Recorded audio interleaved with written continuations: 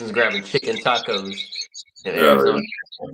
That sounds like food. Welcome, everyone. We have another episode of Draconian Combat, back-to-back doubleheader tonight. We have Critical Combat's first heavyweight champion, Hakeem Hurricane Jackson, with us.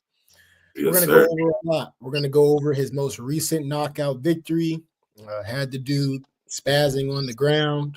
We're going to go over what's next. We're going to go over, why this fight unfolded in the first place, because somebody else was supposed to take this fight and they didn't. So we're going to let Hakeem, say whatever he has to say about this event, anything in his career, anything he wants to talk about. So Hakeem, thank you for being available, because I know it was quick. I said this weekend, and then I was like, you know what, let's just run it tonight. And so thank you. Shoot, let's kick it off, right? And where do we start? Let's talk about what was supposed to happen first. You're preparing for your first fight on Critical Combat, and you have your opponent, Jaden, pull out of the fight. I'll let you explain or express how you feel about that, what transpired, how did you get the news, things of that nature. I got the news from weigh-ins. I was actually the first person at weigh-ins. I was the last person leaving the building. You know what I mean? Mm-hmm. And I got the news then and there from being the first person and the last person, and this dude not showing up. So. And then after that, they wanted to keep the ball, the ball game running, so to say, Right. And there was another heavyweight there. His opponent didn't show up, so they asked him if he would fight, and he said, "Yeah." All respect to him, he didn't want to go home without fighting. So we got in there, and what happened happened. Right. And that's gonna happen to a lot of these fools. I don't care who it is. No, and we're gonna get into what happened, right? And I guess, how do you feel about your opponent dropping out as fast as he did, without any alert or any notice? It was just, hey, I'm out of here. There's like the I mean, meme as late as possible as he did. as late as He possible. did it at the very latest moment he could have done it at the weigh-ins. I expect it, because there's many people that have ran away from me. So Cool. And you kind of brought the point before the weigh-ins, when you saw your heavyweight who stepped in the ring, who had the courage to step in, but he looked like he might run too, right? And we kind of talked about it, but can you explain sort of his body language before he decided to step in the ring?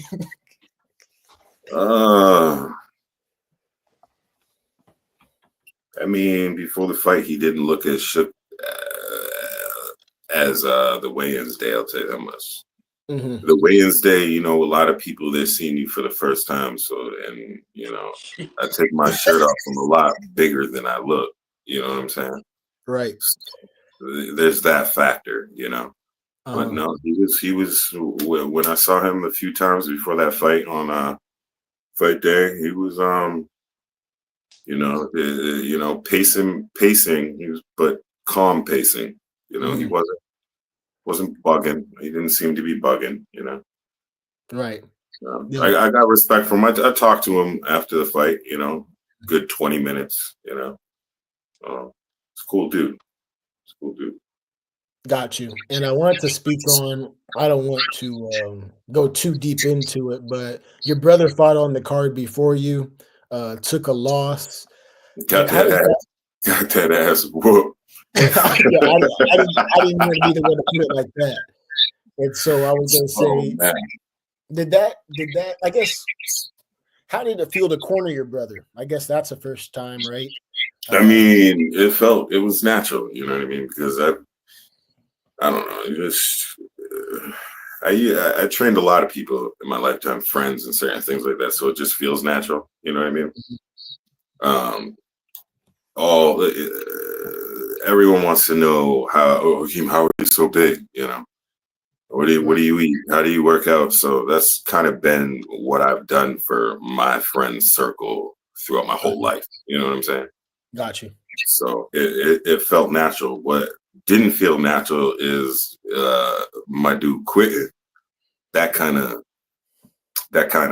rubbed me a little bit the wrong way. But at the end of the day, it's mixed martial arts and it's fighting. So you learn your lesson, or it's over. You know what I'm saying? Or you're just the guy that goes to the YMCA and hits the fucking heavy bag for the rest of your life.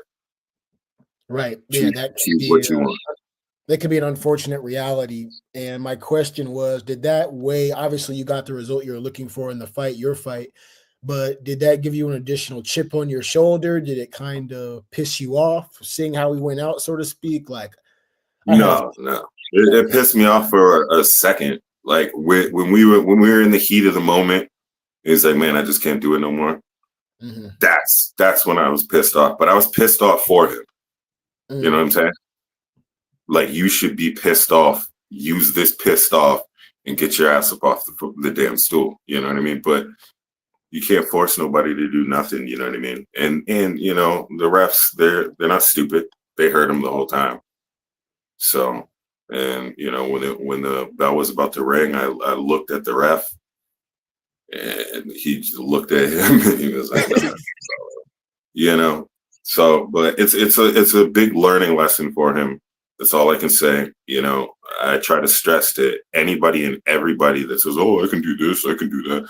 Oh, you can wrestle, you can box, you can do mixed martial arts. Okay, I'm not saying you can't do it, but if you want to go up against anybody that has experience, you're going to want to really mainly focus at the jump on your gas tank. You gotta put You in the need work. to know.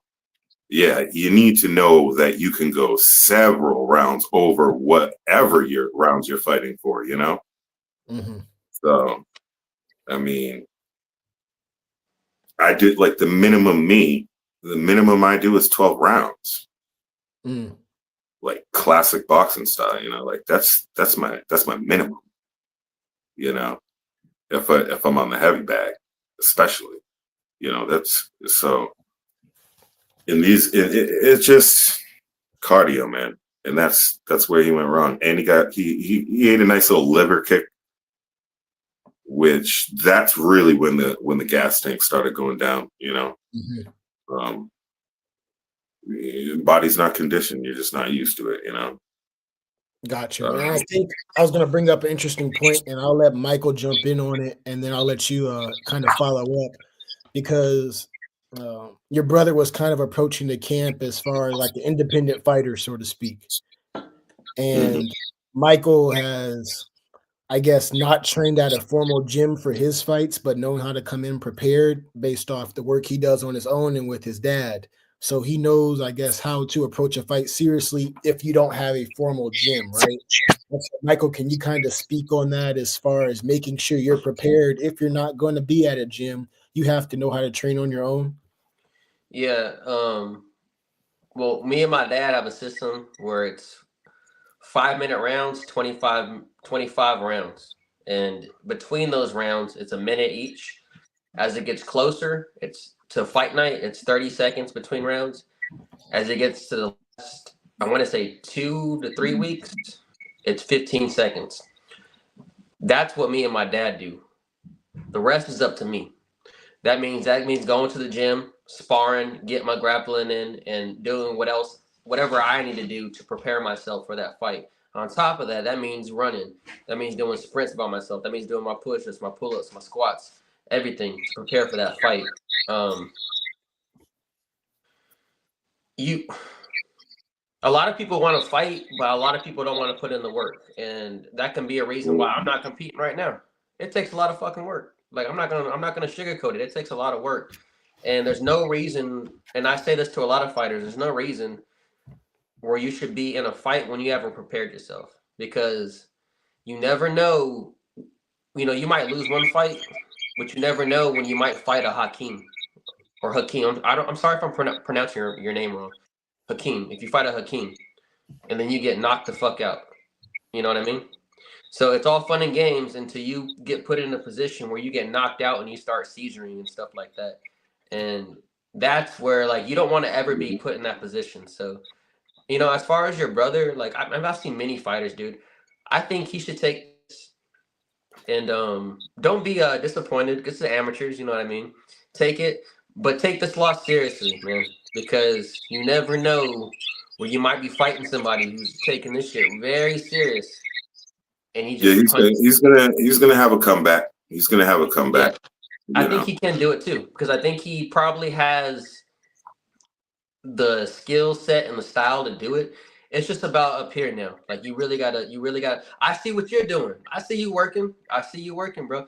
And that's what you gotta do. Is you gotta work. You gotta work. You gotta work. You gotta work. There's no shortcut in the game of combat, of mixed martial art, boxing, or anything like that. There's no shortcuts. Everybody has to work to Mhm. to either prepare yourself or just in general just be at your natural best. You know what I mean? Mhm. And that's how Definitely. I always approach fights. You'll never see me approach a fight if I'm not training. You know what I mean? A lot of people get excited. They're like, "Oh, I'm gonna hop in there." I did that one time. Harrison was there for that fight, and yeah, I got out grappled for 3 rounds straight. It was embarrassing. I didn't like it, and everybody came to see me, and they wasted their money. You Yeah, know, for sure did. yeah, you know what I mean. But I wasn't training for that fight, and so I'll never be in that position ever again in my life. But I learned from that. I learned from that, and I think your brother he can learn from that too. You know what I mean? Just Mhm. remember, if my advice is for him is remember how you felt in that moment. Okay, remember how you felt in that moment, and then in your training, remember you never want to feel that again. So prepare yourself for to overcome those situations and stuff like that. Yeah. I Yep. I think you have some good words of wisdom. And Hakeem, I guess, because we're talking about fight preparation, I'm curious to know, how do you put it? Was there a change in your mindset when you realized your opponent wasn't the 6'6" football player, but the guy you fought? Or was it still, I'm on go, for whoever? Oh, definitely. Definitely. 6'7", pretty sure basketball player. But I mean, he what was he, like 20 years old? He a little fucking puppy, you know. So I expected some shit like that. Um, Especially on the face-offs when he saw me face to face. Some guys weigh in and they never fucking come back. Sorry for my swears. And they never come back. They never even come back for the actual event. Mhm. That's It crazy. happens all the time. So Hey, that's you so. you know Hey, man, that's so disrespectful. I'm not gonna lie, what do man. they say? They That's say they hella say disrespectful. pray for the best, expect the worst. You know what I mean? That's how I do it. I'm learning to just keep a calm energy and just not give a damn about nothing but Right. what the hell I'm on. You know what I'm saying? I hear you. And shit comes together. You know? Hey, I got a question for Hakeem. So Harrison tells me a lot about you, so I learn most about you from Harrison. He says that you want to stay active. I think that's the best thing you can do because you're very bro, what you're doing right now is like you're creating a buzz. So think about it. If you do 3 fights, maybe 4, depending on if you get injured or not in 1 year, bro, in a year and a half, you can create a buzz that's crazy. Oh, we Especially should. if you're doing your last 3 fights are all finishes, right? Mhm. Mm-hmm. So like you're in a good position right now. And I think as far as heavyweight, bro, ain't nobody look like you at heavyweight. Like maybe when you get to like the pros and stuff like that, but you don't see a lot of heavyweights and the amateurs taking it serious like you. They ain't built like you. They don't have your what's the word, attributes and Attributes, stuff like yeah, that. right. You have a presence to yourself, and I guess my question to you is as far as you staying active, what are your plans with that? And then what are your plans with amateurs? Wait, When's the wait. plan to go pro? Because I know at your age right now, in my personal opinion, I think amateurs at your age right now is probably 2 years max. You need to, I think, especially creating a buzz the way you're about to do it.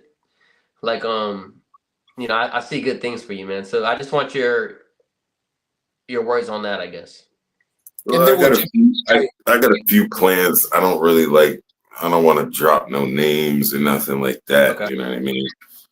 But I got a few plans. I'm thinking two more Amy's. Two more Amy's. I want to take somebody's belt real quick. Yeah, so you talk about another promotion too. That's what I be telling Harrison. You got to collect them belts, man. And you know what? And I, you know what I was telling Harrison. You know, one of y'all put a song on, and it was 50 had a rob. You know, and I was like, that's funny because I'm coming through and I'm robbing all these belts. That's what I want to do. But I'm not robbing all these belts. I want one more. Because I've heard the name a few times, and one of my buddies was like, You "Yo, got fight somebody these in dudes." particular. Yeah, so I'm just gonna go over there, you know, do the same thing I just did to him. He's my weight, my height. It's a good little scrappity dap. You know what I mean? Sitting at the number one amateur spot in New York. I don't need to drop a name, but there you go. Got you. You know, we might see after tomorrow because he's fighting tomorrow. Other than that, I want him. And then I'm gonna hop down to Critical. Yep. And I'm gonna give them I'm gonna give them one more show because I like them. I like them a lot. And I defend a belt. Like who, you know what I mean? I'm not just gonna get a belt and just dip out, you know. So that's not a definite, but I'll probably, you know, do that. But I mean, if before then any good money offers like for a good first professional fight comes, you know, that's not some cornball shit that just pays my way there and my hotel. Oh yeah, Right. I might hop on it before that. And I think we'll have to revisit the conversation about your plans because I kind of want to go back to fight night, right? And so before the fight, you know, Bobby Shmurda comes into the locker room, right? Can you explain that experience again? We talked about it. When you knocked him out, he looked like this. Yeah, can we talk about that? You. That shit was fire, dog. That shit was Hey, wild. I was so happy for you. That was awesome. I'm a big fan. I was trying not to act all starstruck. You know what I'm saying? Big fan. Big fan. That's what's up, bro. That's awesome. Yeah. I said, "Let's go" to Marquise. I was about to fight, and I look behind me at the doors. Bobby Shmurda. I look behind me after someone says, "Let's go." I look behind me. It's fucking Bobby, dog. I was like, Bobby? Like, what the fuck, nigga? This nigga right in front of my mouth. You know what I'm saying? I just like gave him dap and just like let him go. I don't even think I said shit. I was just like, wow. Hell yeah. Bro, that fool was so hyped off that knockout. That's awesome. Yeah, and that's what I wanted to talk about too. The knockout, right? The fight, as long as it lasted, it maybe lasted, 20 seconds, if that, right? Maybe 13, if I'm not mistaken. 13 seconds. And so you jump in the ring. The fight was so fast. Beat my last record. Right. By 2 seconds. You kind of told me about your finishing move, how you kind of had it in mind.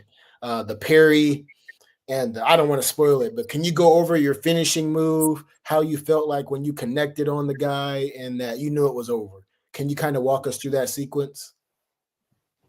When I connected, I knew it was over.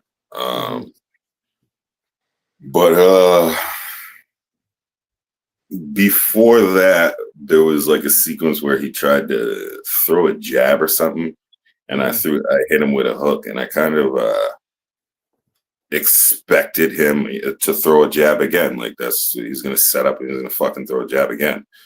So I'm like, okay, let's go. Made his ass jump.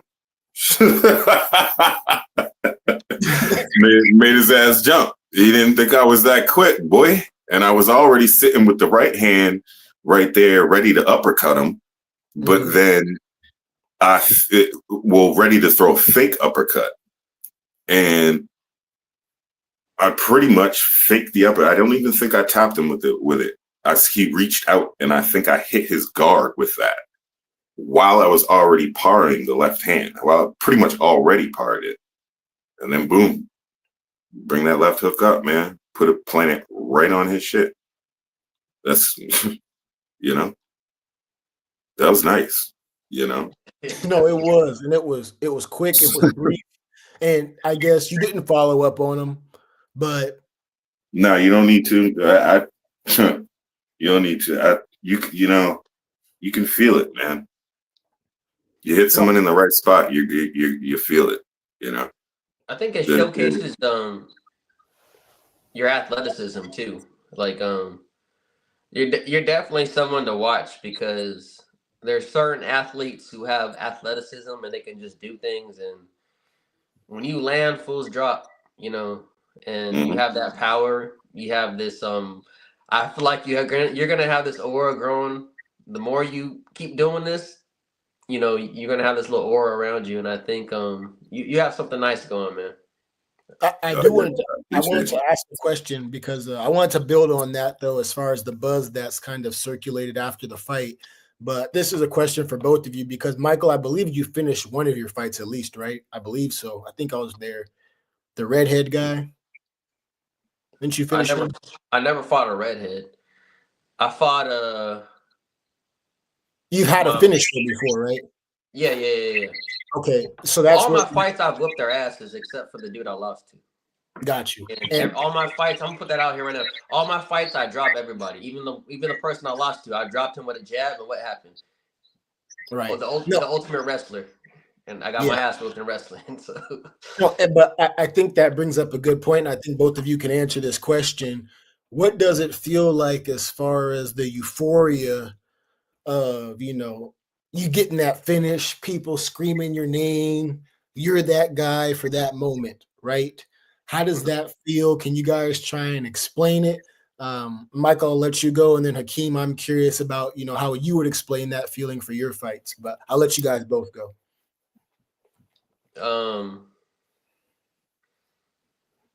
I mean, there's a natural high. I feel like it lasts for me, it lasts for like a good 3 days, and then there's a crash, and then you want to have that feeling again. That's what I think it feels like from my perspective. Like it's the greatest high in the world, Harrison. Especially like the night and the next day, it's the greatest high in the world. But after 3 days, and even I guess what I'm getting at is those moments right after it happens, those 5-20 seconds where the crowd is and it's just like, even the fights I didn't finish and I was just fucking up my opponents. Like I'm hearing the crowd go crazy. I know it was a good ass fight. And there's a very natural high. No drugs, no nothing, just straight dopamine that you experience after the fight and a couple days after the fight. But after that, it's like a crash, and you want more now. You know what I mean? So it's like a never-ending cycle. I feel like. No, good point, Hakeem. How would you explain that feeling just after it happens, and then sort of the days after when you get the love from family, friends, or things of that nature? Just after it happens, I get a lot of adrenaline for like 2 minutes. Yeah. Just, you know, and then I calm down, real cool, real happy, you know,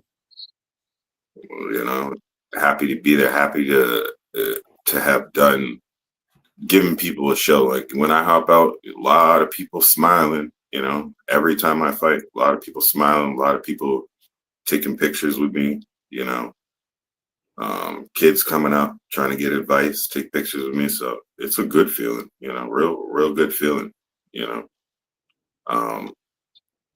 And like he said, yeah, it drowns out after a few days. Like I'm ready to get going again. I'm ready to get up in there. Yeah, I seen you working, man. I seen you working with the tire, and I think that was a weight vest, if I'm not mistaken. I think that was a weight vest. My dad used to make me wear that. I hated it. Yeah. But that's how you get that working. That's the type of work I was talking about that you got to put in. All those little details. Yeah. For sure. I think that's a good point. I was just curious to know because that's something I probably won't experience, but it seems like it's euphoric.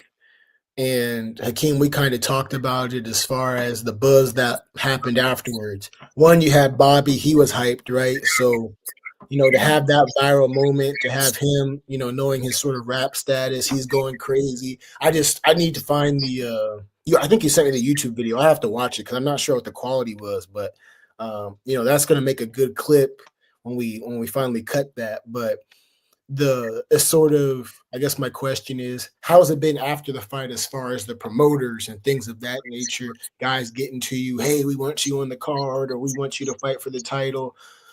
Maybe it's up to you if you want to spoil who's approached you, but how has that been? Has the buzz come back, so to speak? Oh yeah, of course. Mm-hmm. Of course. A few people reached out, but I mean, I'm not done with New York yet. Like, shit, I love New York. No, you know what I'm saying? Like New I York love is New brand York. new. I want, I started something, and I want that number one seat, and I want to, and I want to go from there. I want to, make a little bit of noise. So I don't really want to reach out to no other promotions outside of New York. Yeah, not right now. Hakeem smart. But Hakeem like I say, if I were offered something professional wise that was, something less than a measly fucking $1,000, $2,000, I would definitely, most likely hit that opportunity up. Especially if it was an opportunity for multiple fights, Got you. But other than that, no, I'll be right there. I think Michael's getting at the point as far as making New York a home base, so to speak. New York brand is, I new, guess, man. yes, Brand relatively new. new to MMA. They need somebody there who's in that scene. You've been on the biggest cards in New York, Flex Fights, Critical Combat. There might be another location, I guess, on the north side of New York. I don't know, but Flex Fights and Critical Combat are buzzing now. And so I think you sort of taking their titles and establishing yourself as the guy of New York, Def Jam Fight for New York, so to speak, is the way to go. And I guess the question is, I maybe don't want to ask that because I don't want to pit promotions against each other on this platform, but it sounds like you're cool fighting on both promotions and getting both belts. And you already have the belt, but maybe defending or fighting one more time on each promotion, it sounds like.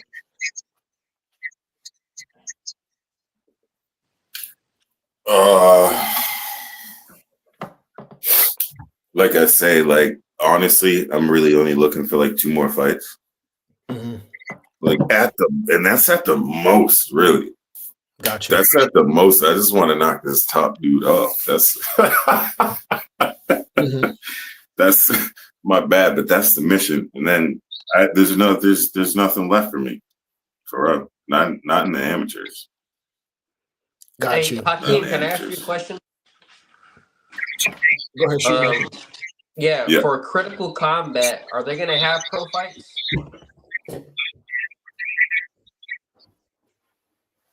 They should in a little while. Definitely. Okay, that's a good. Well, the reason I bring that up is because forget everything that happened with whatever. I think it's cool that you're fighting in New York because for the longest time, mixed martial arts has been illegal in New York.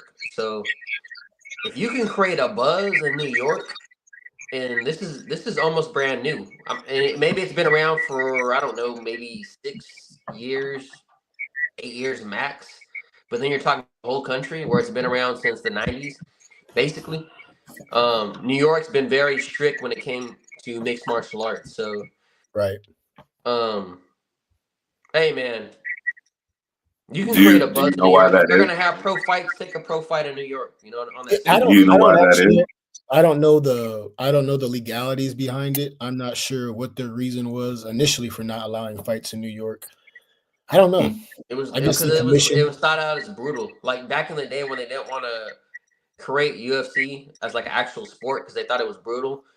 Well, New York stuck with that for the longest time, and just recently, because now, I mean, if you look at UFC, like I think they've had some fights at Madison Square Garden, in New York, but they're just now hopping into New York fights. You know what I mean themselves, and we have these smaller promotions in New York, and Hakeem could create a buzz in New York because when it comes down to it, when I'm in California, I can go to an MMA bout and watch, a fight every other weekend probably. I don't know if Right. you can say that with New York. So when I'm talking about Hakeem, he can really build a name for himself in New York because they're gonna come out to watch this fool. I'd come out to watch him, you know what I mean? If it was next Right. door to me. But like I see what you're doing, and yeah, if they offer pro fights, and I don't think you should stick, and this is my personal opinion, to one promotion. I think you should dabble in a bunch of different ones depending on your own beliefs and whatever you want to do. But I know I see positive things in New York, man. Nobody's really doing much in New York right now. And you can really create a buzz out there. That's my point. I don't know. I'm gonna keep rambling, going on and on, but Yeah. No, I agree with what Michael's saying, and we've talked about Hakeem as far as the buzz that can be generated. And I kind of want to get into the fighter that you're interested in, stepping in the ring with. I know we don't want to give him the clout name wise, but how do you don't feel give them about the that? clout. Yeah, how do you feel about that matchup? You guys said, I guess physically, you guys are comparable. What's he look like? How do you think he matches up with you? Does he fall like the rest of them? Maybe it's even faster, or what do you think about that matchup? He gonna fall like the rest of them. He weighs more than me, like every single one of my opponents. That don't mean And shit. he's probably same height, maybe a little taller. One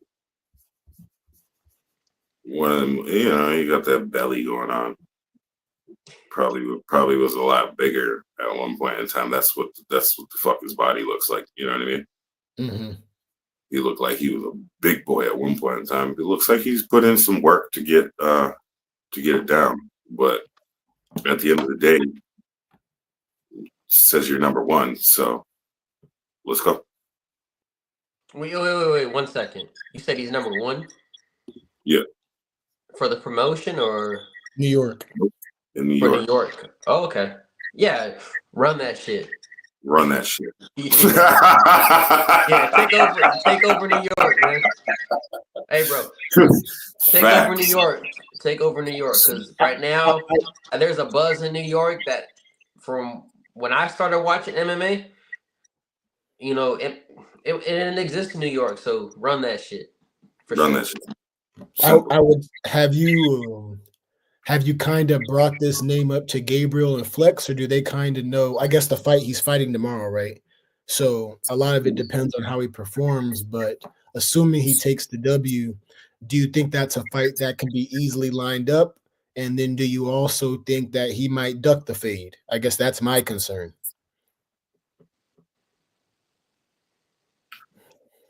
I don't know what he'll do. I don't know what's official. I don't know. I'm gonna take May off, so I don't even know my actual overall thoughts on everything. But I know I already shout out to two people, and told them that's who I want. Yeah. So we'll see how that goes. Yeah, the burden's on them to make the fights happen. The promoters, you guys know who you are. Flex, Critical, whoever, I guess, beats it to the punch in a sense. So I guess the other question is, this is more sort of from a fighter's general perspective, and you don't necessarily have to break it down or compare Flex and Critical, but how do you feel fighters should be taken care of, even at the amateur level, when they're traveling? Do you feel like they should be accommodated, especially like someone in your shoes is a main event level attraction? what sort of accommodations are you looking for? Yeah, because obviously amateurs I aren't getting mean, paid, right? with New York, I'm just in New York, so I'm a few hours away. So I Right. mean, really, like what I expect is travel and like hotel, or Mhm. Airbnb type shit. You know what I mean? I don't care if there's other teams there or something, but something where I'm not driving to New York and having to drop 600, 800 for 2 days at a hotel. You know what I mean? Right. Uh, Hell no. yeah, 600 yeah, K. yeah. That's what. That's part of the paycheck. Bro, What the every hell? time, every one of my fights, I drop like fucking 850 to be there, bro. Bro. 850 to be there. Swear to God. Yeah, that's actually pretty nasty. You And Yeah. that won't be a problem in pros, man. right, but we need to do what I we gotta pay can. $1,000 and not somebody else. Well, Okay. Harrison's gonna get you right for sure. Like Yeah, that is not gonna be a problem in pros. Like that's ridiculous. That's that's crazy, man. I never spent that much money. Mhm. Um, Yeah. that's crazy, bro. Like honestly, with me being honest, that's insane. That's a lot of money. yeah, it's pretty nasty, and you consider, yeah, it's just not a good look from the promoter's perspective. I understand they have to save money and things like that, but there needs to be some priorities made for your headliner, co-headliner, and things of that nature. It just is what it is, in my opinion. Especially if you're looking to build a star. Mhm. I don't know. That's just the basics to me, but I don't run a promotion. That's just how I feel, though. But I think so you said you're taking a break in May, right? And so do you mean by you're kind of relaxing off the training, clearing I'm your just mind? taking the whole. I'm just taking the whole month off from fighting. Like Okay. I'm just taking the whole month off from fighting. I'm seeing what offers come in. I'm seeing this. I'm seeing that. Like maybe this fucking number one guy can take a breather. Maybe I might, head over here or head over there. Maybe you never know Mhm. what can happen right now. So I'll just take a whole month off from stepping in that cage, get my mind together, come back better, stronger, faster, and do Mhm. exactly what the hell I'm going to say every single time I step in that cage. No, That's what it is. Do what you understood. don't say. And I was going to say that, I think that break can be beneficial, and I think it will be beneficial. And my question was sort of how long was your training camp for this fight? And how long do you like your training camps to be? Do you like it to be a 6-week thing or 8-week thing? Um, things of Well, yeah. I mean, I train all year long. Okay. So all year long.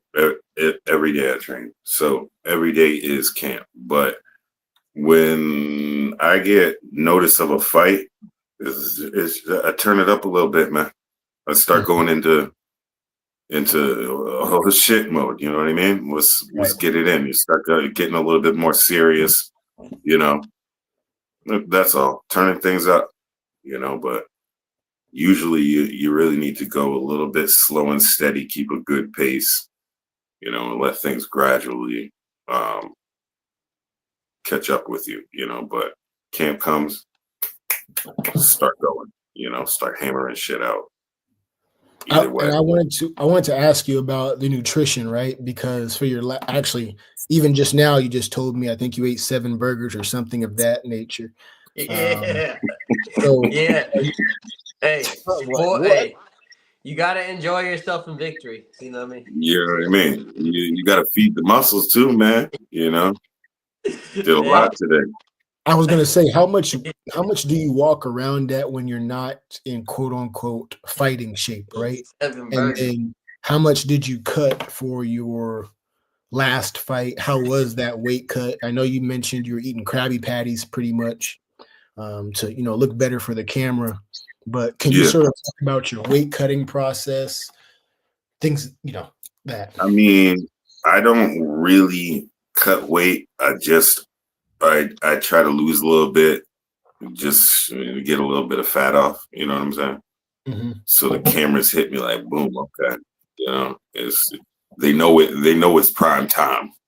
they know the hurricane's coming when I take my damn shirt off. Nigga, ain't no goddamn fat on my body, you know. Mhm. But other than that, I don't try to cut weight. I just try to, you know, just tone it down just a little bit, get the abs popping a little bit. Mhm. But it's really about maintaining a weight for me whilst staying right. Like it's like you want to gain, but you don't want to be doing too much and you don't want to be doing too less. And you don't really want to be gaining weight. You want to be gaining strength, you know?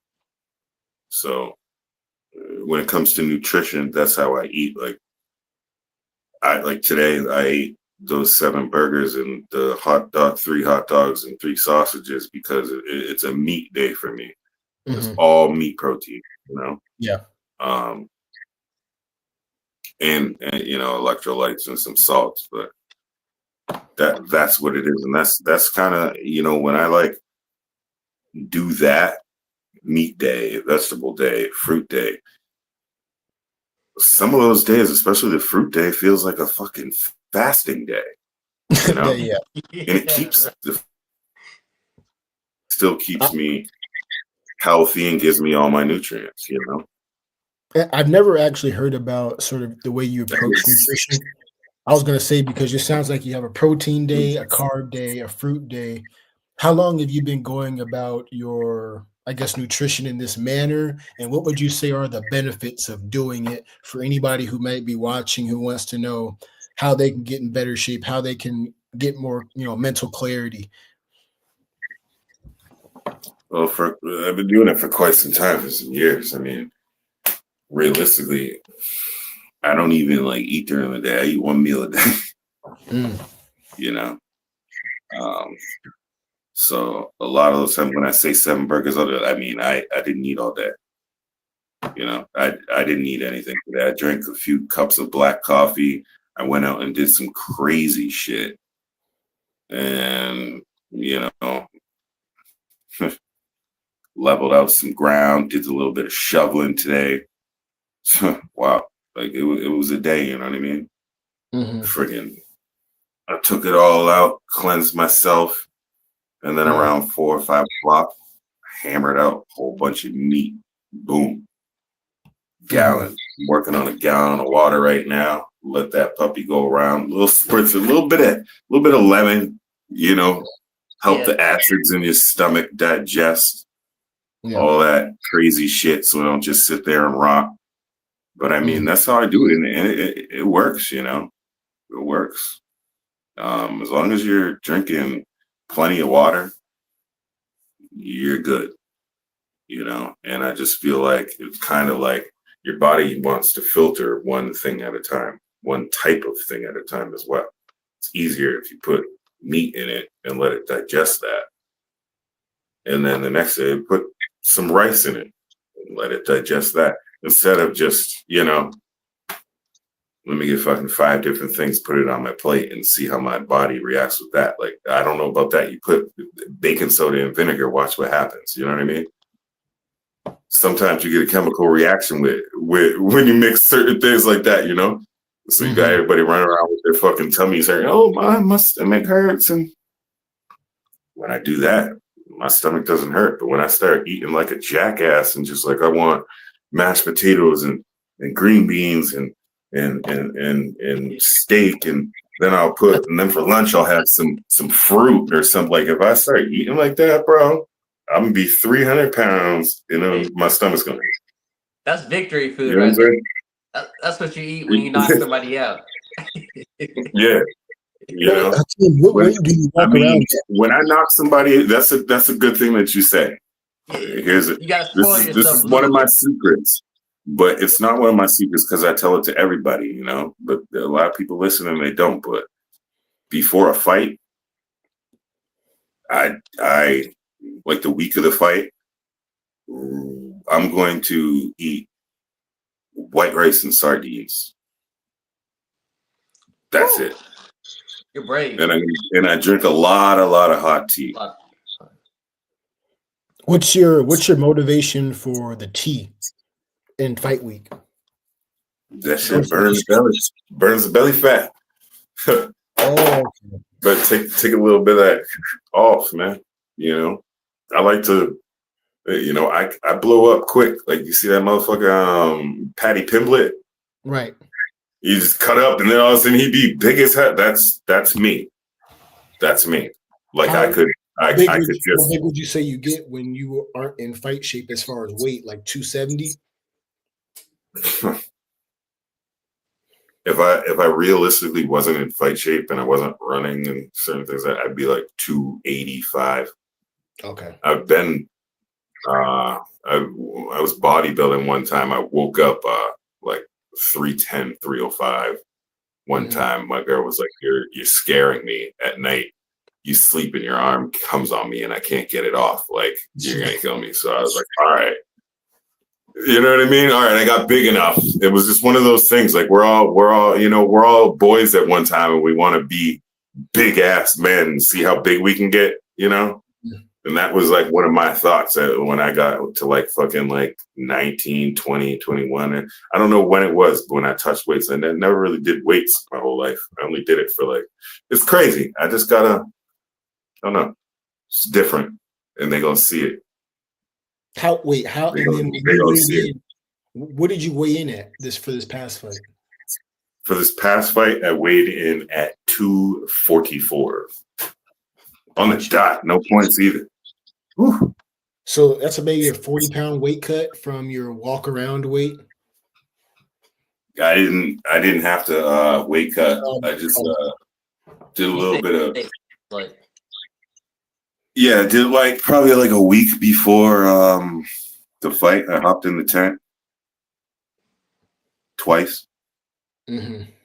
And then I friggin' started eating right and drinking some tea and knocked the body fat off real quick. I didn't lose any pounds. I think I lost overall from doing all that. It was probably about 0.7 pounds, about a pound, 1 pound. Went from 245 to 244. Hydrated good, even though I sweated out before my fight every single fucking time. I got anxiety through the roof. I get up in those buildings and I just start, But I mean, nah, man, I could really be a big ass dude if I didn't do what I do, and that's why I do what I do so hard, because I'd be big, I'd be big, Gotcha. Boy with some titties, you know what I mean? Right. None of us want that, and no. yeah, none of us want that. And it's interesting you bring up the point of hydration and cutting. And obviously, heavyweights have a different way of going about it than guys at the lighter weights. You hear about someone like Taporia, who apparently walks around 180, then cuts to 145, which is pretty insane. Yeah, that's insane. That's too much. He's a bully. See you later, buddy. That's one of my propaganda posts on Facebook. I say Taporia is a weight bully, and it is what it is. I guess he wants to move up and fight Islam, but the other question I had for you is, when you are, how would you put it? Now that you're about to take this leap up in competition, especially considering your next opponent's potential opponents, is there going to be any difference in approach to your training camps?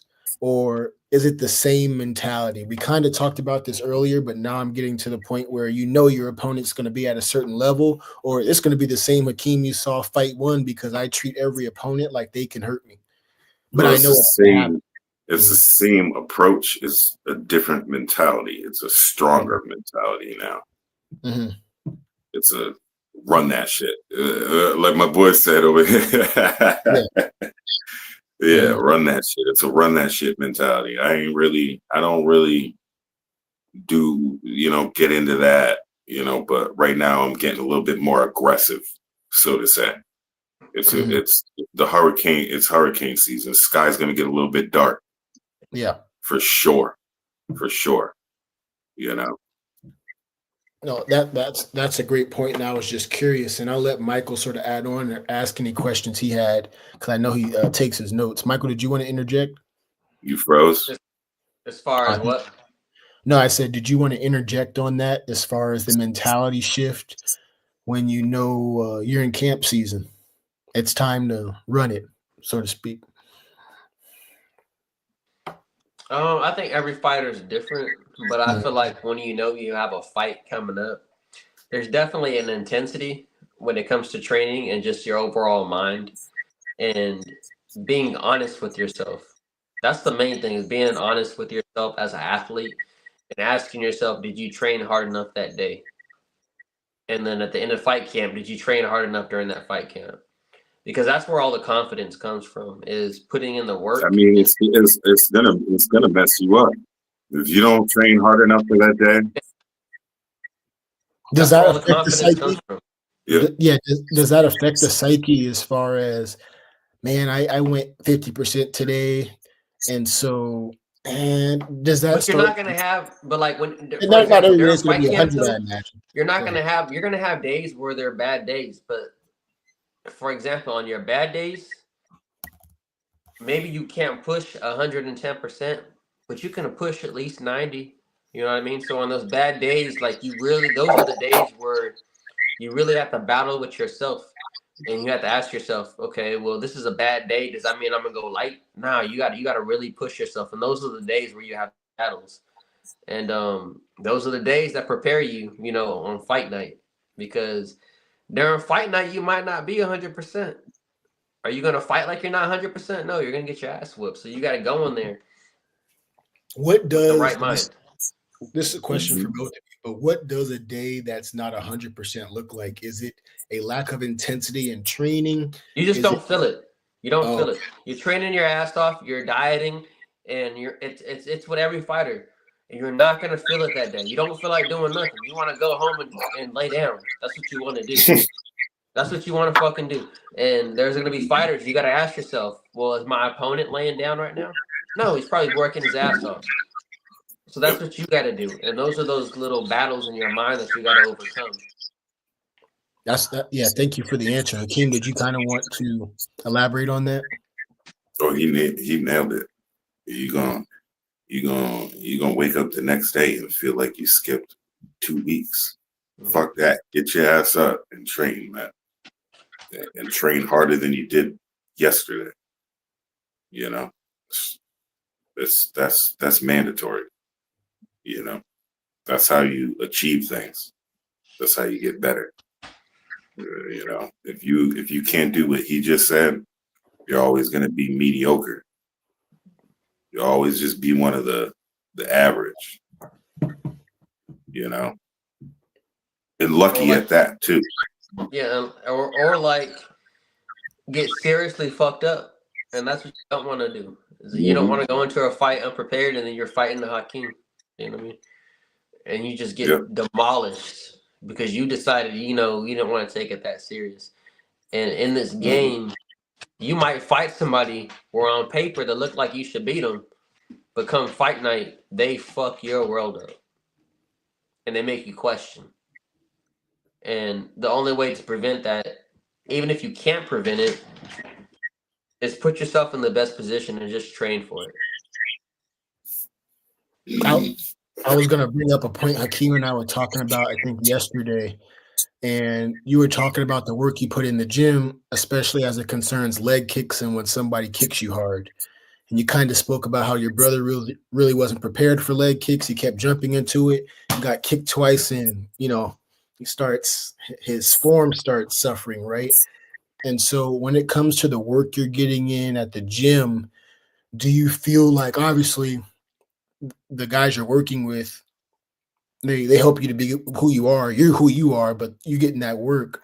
But are there any areas that you feel like you're seeing in your own game where you can improve or sharpen? Obviously, you can sharpen all your tools, but is there something that you're looking to address more closely, whether it be BJJ, whether it be defensive wrestling, defensive striking? Is there anything that you're noticing in your game like, man, I could really use some additional sort of training in that capacity?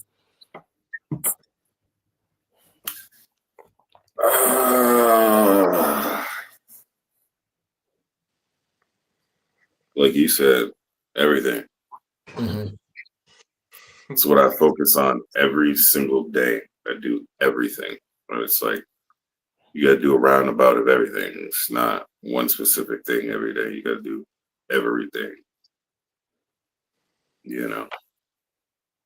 And No, if I you can't understand. do Because Taporia mentioned something like, and I guess this is the nature of training, but he said something along the lines of, I don't do MMA training, I do boxing. Then I do, for my boxing class, I go to BJJ class. I don't look at it as a whole as much as I look at it as a but separate I'll tell you the discipline. main thing. Go I ahead, though. mean, the main thing that I would be looking to improve more than anything, just as a Mhm, mixed martial artist, and most mixed martial artists probably say the same thing is, my level of endurance. mhm. You know, that's just like that's a very big focus most of the time. You know, When we say making sure endurance, that my endurance is. when we say endurance, are we talking more from a Hmm. cardio perspective about your ability to go more rounds, or are we talking more from a how much output you can sustain over a longer period of time, if that makes sense? Maybe that question doesn't make sense, but how do you look at endurance? Is it just all right? I need to make sure I can go 7 rounds if I have to, Your or is it ability to.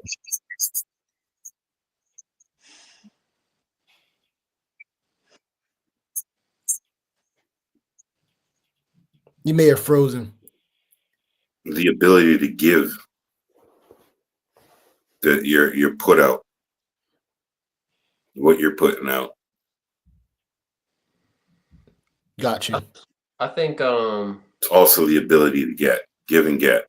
You know, Okay, it's a two-way street it's a then. lot of like a lot.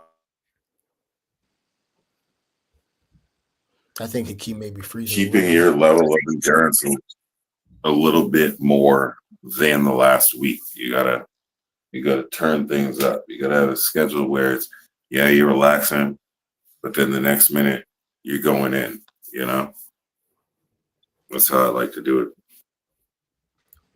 No, I You know, understand. And Michael, what's your sort of perspective on endurance? When you were fighting, which area would you have wanted to address the most? Was it wrestling? Because I know you got now grappled in your last fight. What were you looking to that wasn't address? my last fight. You keep saying my last fight. That's the Oh, fight one. I lost. My Oh, last fight, I whooped his ass. my You said bad. my last fight. My But I bad. hear what you're saying. Yeah. How Um, would yeah? What would you say is a weakness? wait, repeat the question real quick. It's kind of the same question I had for Hakeem, but what area do you wish, should you fight again, or when you were fighting, did you want to address more closely? And this question is for both of you. How do you do self-evaluation on a day-to-day basis when you're training? Not even talking about the feeling of, man, I don't want to show up, but how do you gauge whether you're at that level to compete? Or it's like, I maybe shouldn't take this fight. Obviously, you take a fight, you sign a contract, you go. But how do you know? All right, I'm firing on all cylinders. How do you know you're all there? I As think what Hakeem was saying is endurance, but I think when I say endurance or stamina or something like that, it's to my ability. So when I say my ability, I mean my style. So Mhm, if I can't keep up my own style for the entire length of the fight, no matter the pace, then I haven't pushed myself hard enough in practice. And with my style, the way I fight, I want to be able to apply that aggressively, defensively. If I'm getting caught up in something, I have the endurance to come out of it with my style. It gets scary in fighting when you can't apply your style. You get tired, and then you let your opponent apply his style. You know what I mean? mhm, He's applying the pressure now because you're tired. He's dictating the fight now. He's he's dictating to where you turn in the ring. he might say, you know what, I want you to go to that corner, and I'm gonna punk you because you're tired right now. So I'm gonna push you to that corner and whoop your ass because it's right next to my teammates, and they're gonna tell me how to whoop your ass. A bad feeling, I imagine. Yeah, it is. But like, my thing is like when it comes to like he was saying like endurance and stuff, is like you got to push yourself in practice so you can utilize your style. Because as soon as you can't use your style, you get tired. Now you're fighting the other person's fight. And I think with fighting, that's like the biggest thing because you never know how hard your opponent's working. So it's like a never ending game up here of how hard you should push yourself and how honest you are with pushing yourself. Yeah. Hakeem, did you want to add on to that? Hit the button. Mm-hmm. My guy's nice with it over here. Yo, don't hurt me, bro. No, I'm good. I'm good right now. I just got that's just a lot of stuff that my dad has told me. Like when it comes to fighting and stuff, I hate training for fights because my dad he pushes me that hard, but I appreciate it on the day of fight night. But like even like the fight I lost, it's because I took it short notice and I wasn't training like I was supposed to do. So just because my dad's helping me doesn't mean I have like that's it. You know what I mean? You have to push yourself outside of it. So whether you're training at a gym, you got to find time in your personal time to work on things as well. Because that fighter that you're fighting might be doing all that plus more. You never know who you're training for, and you don't want to find out. You know the day of fight night. It's a scary game, man. Like you never know who you're fighting. So like you really, if you're gonna do this, you gotta take this shit serious. And I know you do because I see what you're doing for sure. I'm not talking about you. I think I'm talking in general about fighters who think it's all like glamorous. They want to be the next UFC fighter and stuff like that. It sounds cool, but you got to put in the work. Oh yeah. Oh yeah. Yeah, Hakeem, we didn't want to take up all your time. I know it's 11:30, 11:40 over there, but yeah, thank you, man. I did want to give you a chance to say if you wanted to call somebody out, if you want to say that name, maybe you still don't want to say it, but we know who it is. New York, #1 ranked heavyweight. Did you want to give a shout out to anyone? Bobby, shout out Bobby. I'll shout out Bobby. Bobby, we hope to see you at the next fight, but I wanted to give you a space to say anything else you wanted to say. Fucking shout out Critical Combat. Yes, sir. Shout out Gabriel Critical Combat. Having a nice ass show, giving me some nice little fucking pictures and shit like that. You know what I mean? That was good. I get to relive a nice little moment right there. But so it's a few days away. It's been a week now or something. I need another one. I almost caught a body in front of Bobby, baby. I need another one. You know what I'm saying? Mm-hmm. Not to mention I had a few people talk about, oh, he was short and fat. Like, all right, nigga, bring it on.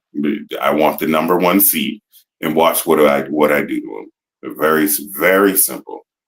You know, we can skip all these other fights. Yeah, we can go right to that. You know, boom. Say less. What's up, buddy? Come over, bring your chin over here, boy. Boom. Simple. And if you know, you know. Yep. If you know, you know. Yeah, if you know, you know. Yeah. If you know who we're talking about. If you don't know, go look him up.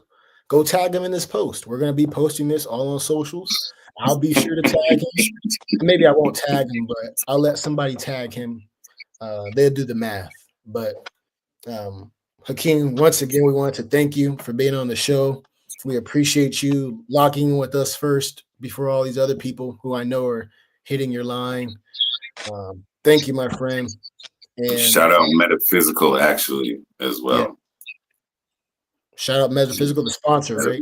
Metaphysical, my sponsor, dropping the new forbidden fruit flavor. Mm-hmm. Shit's about to be a blast. Every single time I done had it, that shit is phenomenal. You know what I'm saying? So Yes, sir. Shout out all, Metaphysical. all natural ingredients as well. None of that bullshit. Yeah, tell him. And I'm not getting paid for saying this shit either. So I really do like the fucking product. So Yep. check them out. You know. And give everyone your socials to follow you. The Facebook, IG. My Facebook is Keem with a space in it, Keem. And my Instagram is Dawn with a period in the middle, Keem. Dawn.Keem. Yes, sir. Make sure you give the boy a follow, because I'm about to be knocking everybody out. And check in with Hakeem on YouTube. I forgot your channel name. You sent it to me, but make sure you like, subscribe to his YouTube channel. Like, subscribe to Draconian Combat. If you're not seeing this interview, you will be seeing it probably over the next couple weeks. We're going to have a lot of content, a lot of quotables from this. You're going to see it up until his next fight, but we'll be talking to him again before then. But stay tuned. Hakeem, 3-0, coming for all the belts, coming to claim New York and then anywhere after that. Shout out to my co-host, Michael. And you want to sign us off, Michael? So we're bringing the East Coast to your city. That's what we're doing. We're bringing the whole East Coast to your coast. Let's get it. This shit. Let's get it.